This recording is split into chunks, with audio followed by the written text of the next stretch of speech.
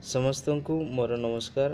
Moral stories କଥାଟିଏରେ ଆପଣମାନଙ୍କୁ ସ୍ୱାଗତ ଜଣାଉଛି। ଚାଲନ୍ତୁ ଆଜି ଏକ ନୂଆ ଗପ ବିଷୟରେ ଆପଣମାନଙ୍କୁ ମୁଁ ଶୁଣାଇବାକୁ ଯାଉଛି। ଦୋଷ ଓ ଦଣ୍ଡ। ଥରେ ଗୋଟିଏ ବଡ଼ ଡକାୟତି ଘଟଣାର ଗୋଟିଏ ଗ୍ୟାଙ୍ଗର 4 ଜଣ ଯୁବକ ଧରା ପଡ଼ିଲେ। ସେମାନଙ୍କୁ ଜେଲ୍ ପଠାଇ ଦିଆଗଲା। ସେମାନେ ଗୋଟିଏ ଛୋଟ ସେଲ୍ରେ ବନ୍ଦୀ ଭାବେ ରହିଲେ। ଜେଲ୍ ଭିତରେ ଏକୁଟିଆ ଥିବାବେଳେ ପ୍ରଚୁର ଖାଲି ସମୟ ମିଳେ।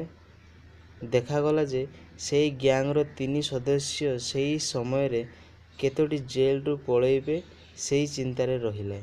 କିନ୍ତୁ ଚତୁର୍ଥ ଜଣକର ମନରେ ଏକ ପରିବର୍ତ୍ତନ ଆସିଥିଲା। ସେ ଆତ୍ମସମୀକ୍ଷା କରିବାରେ ଲାଗିଥିଲା। ସେ ଜେଲ୍ ଭିତରୁ ପଳାଇବା ଯୋଜନାରେ ସାମିଲ ହେଲା ନାହିଁ। କିଛି ମାସ ବିତିଗଲା। ସତକୁ ସତ ଦିନେ ରାତିରେ 3 ଜଣ ଜେଲ୍ କବାଟ ଭାଙ୍ଗି ପଳାୟନ କଲେ। ପରଦିନ ସକାଳୁ କେବଳ ସେହି ଯୁବକ ସେଠାରେ ଥିବାର ଦେଖାଗଲା। ଗଲାବେଳକୁ ତା'ର ବନ୍ଧୁମାନେ ତାକୁ କହିଥିଲେ, ବୋକାଙ୍କ ଭଳି ହୁଅନା, ଆ ପଳାଇଯିବା। କିନ୍ତୁ ସେ କହିଥିଲା, ତୁମେମାନେ ଯାଅ, ମୁଁ ମୁକ୍ତ ହେବାକୁ ଚାହେଁ ସତ, କିନ୍ତୁ ନିୟମ ଅନୁସାରେ।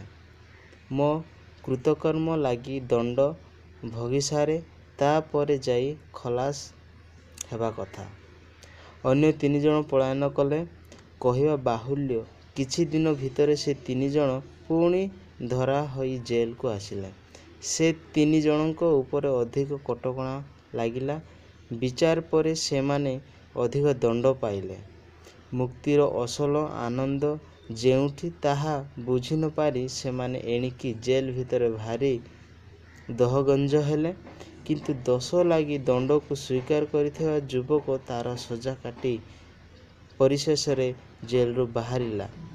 ତା' ମନରେ କୌଣସି ଆଉ ଗ୍ଳାନି ନ ଥିଲା। ଜେଲରୁ ବାହାରିବା ପରେ ସେ ଜଣେ ଶୃଙ୍ଖଳିତ ନାଗରିକ ଭଳି ଜୀବନ କାଟିଲା ଏବଂ ବୁଝିଲା ଯେ ଅସଲ ଶକ୍ତି ନିୟମ ମାନିବାରେ ଥାଏ, ଦୋଷର ମାର୍ଜନା ଦଣ୍ଡକୁ ସ୍ୱୀକାର କରିବାରେ ଥାଏ।